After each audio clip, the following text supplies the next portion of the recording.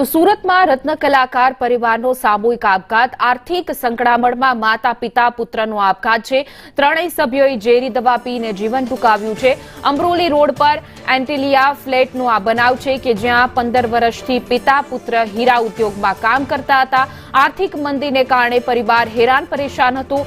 ઘરમાંથી suicide not પણ મળી આવી છે। પુત્ર બેંક લોનનું કામ કરતો હતો અને દેવું થયું હતું।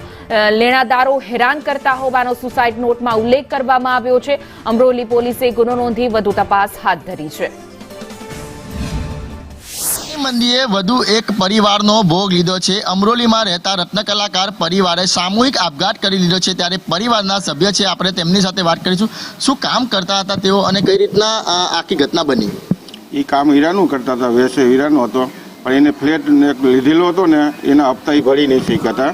4 હપ્તા ઉપર ચડી ગયા હતા અને પાછો મંદવાડ આવી ગયો, એટલે આમ સંક્રમણ એકદમ વધી ગઈ એની અને કોઈને કહી શક્યા નહીં અને ત્રણ જણાએ દવા પી લીધી। કોને કોને દવા પીધી છે?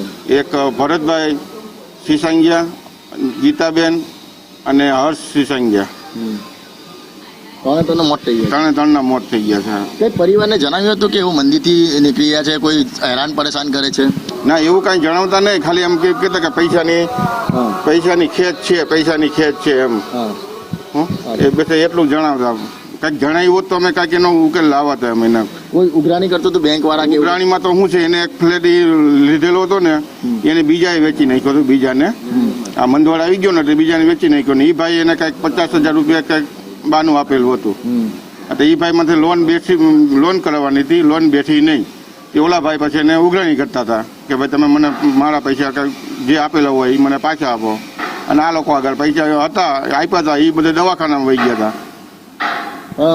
પહેલા ક્યાં કામ કરતા હતા અને કેટલો કમાતા હતા અને હવે જે કામ છોડી દીધું તો શું કરતા હતા? અત્યારે તો એ દવાખાનામાં દાખલ હતા, તે પછી કંઈક ચોકીદારીમાં જતા એ 10,000 રૂપિયા પગારમાં, અને છોકરો છૂટકમાં મંજૂરી જતો એટલે હીરામાં। જે રીતના હીરા ઉદ્યોગમાં ભયંકર મંદી ચાલી રહી છે, અનેક રત્ન કલાકારો બેકાર બન્યા છે, ત્યારે કેટલાક રત્ન કલાકારો આત્મહત્યા કરી રહ્યા છે। ત્યારે ફરીથી સુરતનો એક રત્ન કલાકાર પરિવાર છે જે અમરોલીમાં વસે છે, તેને આર્થિક સંક્રમણના કારણે આત્મહત્યા કરી લીધી છે। હાલ તમામ મામલે અમરોલી પોલીસ છે તે અકસ્માત મોતનો ગુનો નોંધીને વધુ તપાસ હાથ ધરી રહી છે। કેમેરા પર્સન અજીત પટેલ સાથે મનીષ પરમાર, સંદેશ ન્યૂઝ, સુરત।